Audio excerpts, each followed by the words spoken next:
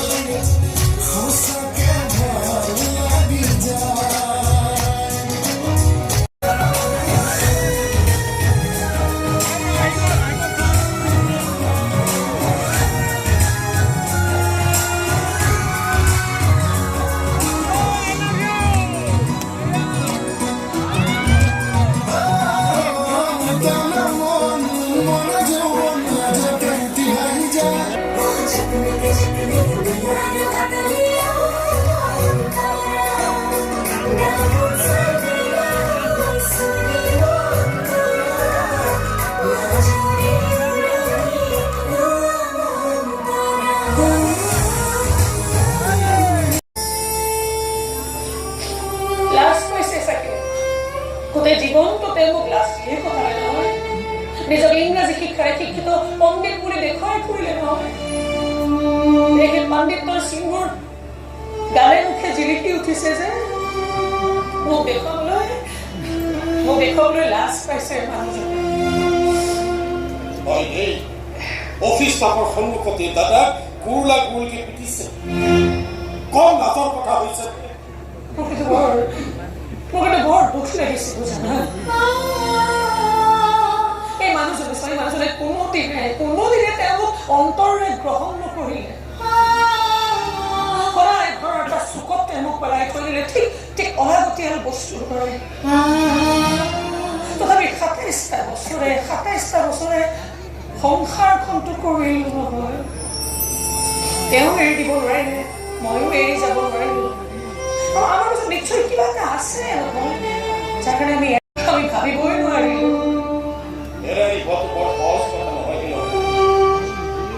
বৰ বেছি ভাল পালে এৰিব নোৱাৰি বৰ বেছি বেয়া পালে আৰু এই ভাল পোৱাবোৰ বেয়া পোৱা হৈ যাব বুলিও এৰিব নোৱাৰি এই মানুহজনে সপোন দেখে গোটেই তেওঁ বিমানত উঠাব খং উঠে সপোনবোৰৰ কথা শুনিলে কিন্তু ভালো লাগে জানা যেতিয়া শুনো যে তেওঁ সেই সপোনবোৰতো তেওঁ চোৱা মোক তেওঁ এৰিব পৰা নাই মোক এৰি তেওঁ বিমানত উঠাৰ কথা ভাবিবই পৰা নাই তবে তেওঁৰ হৃদয়ৰ কোনোবা এটা কোণত মোৰ কাৰণে অলপ হলেওতো ঠাই আছে নহয়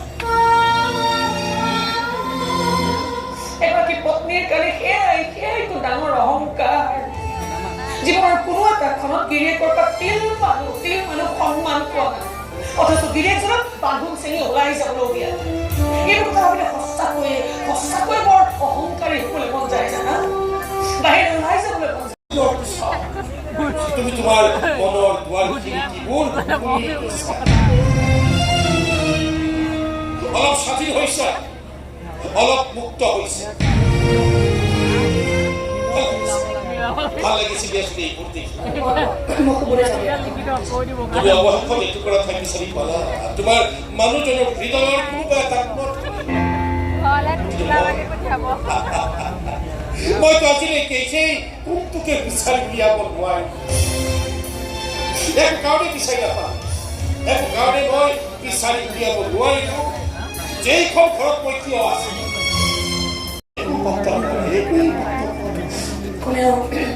কোনেও বৰ বেছি দিন হ'লে অহংকাৰী হৈ থাকিব নোৱাৰে মোৰ এই অহংকাৰখিনিৰো এদিন পতন হ'ব মই জানো আৰু সেইদিনা হয়তো বহুত বেছি দৰকাৰ হ'ব ইমান বিশ্বাস কৰে নে মোক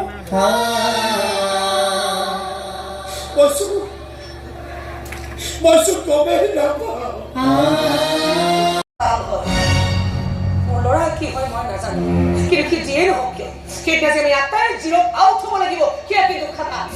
জীৱনৰ সুখ শান্তি আনন্দৰে তিনিডাল চাপ ক'ত গৈ পৰি থাকিবগৈ তাৰ কিন্তু কোনো ঠিকনা নাথাকিব বেজবৰুৱা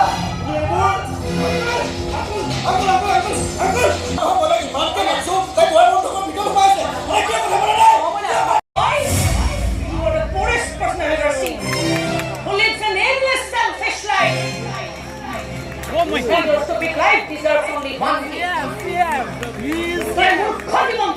Eta উপহাৰ পাবৰে কিন্তু কি জানো the powerful flag এটা পূৰ্ণ হতিয়া চহৰ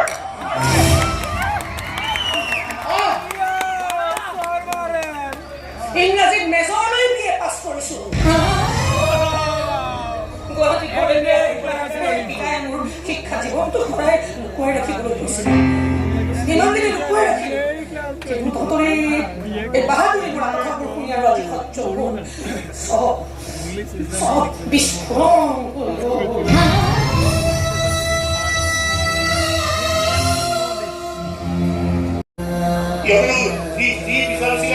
তাকেই দিছিলো মই নিজে অভাৱত আছিলো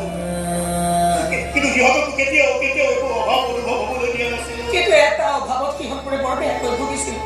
যিটো অভাৱ আপুনি কোনোদিন আপুনি পূৰণ কৰিব নোৱাৰিলে কি অভাৱ দিছিলোঁ মই সিহঁতক প্ৰকৃত শাসনৰ অভাৱ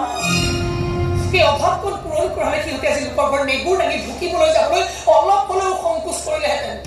কিন্তু আপোনালোকৰ চাহাবী ধঙৰ হাই এডুকেশ্যনে সিহঁতক ইমান বেছি নীলাজ সজালে নহয় ৰাস্তাই ৰাস্তাই উলংগ হৈ ঘূৰি ফুৰাতকে ইহঁতবোৰে মডাৰ্ণ কালচাৰ বুলি ভাবিব সেইদিনা না তোৰ কাষত তোৰ শহুৰ থাকিব না তোৰ শাহু থাকিব না তোৰ পত্নী থাকিব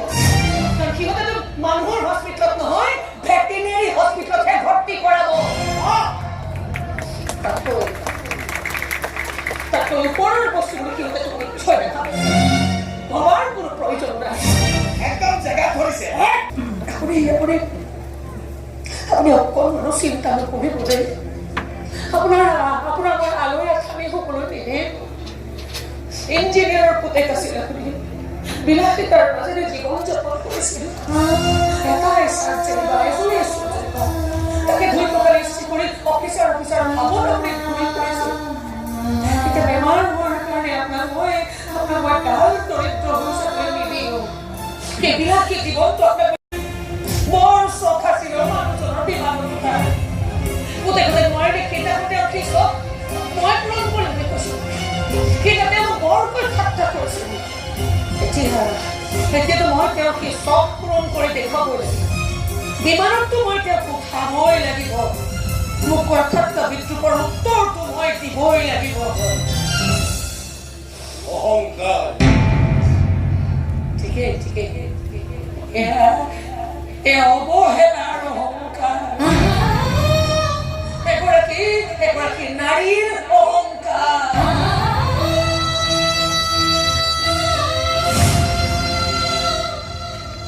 কিয় কোনো উত্তৰ নাই তোমাৰ এই মানুহজনৰ বিলাসী চখ পূৰণ কৰিব লাগে কিয় কোনো উত্তৰ নাই বছৰ ধৰি মই সেই সংসাৰক চকীদাৰী কৰি আছো কিয়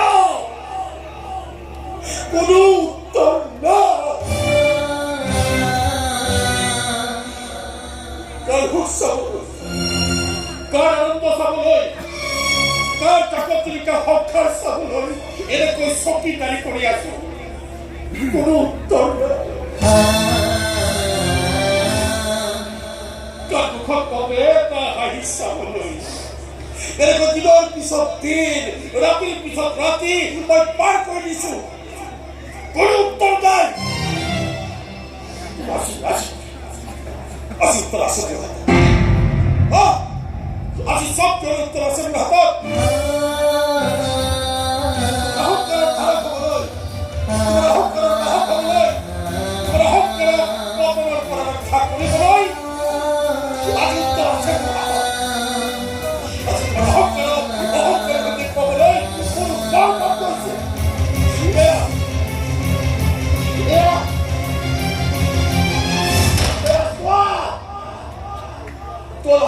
বিজয় কৰা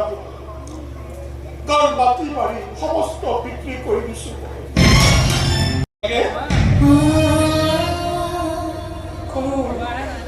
কোনো উত্তৰ নাই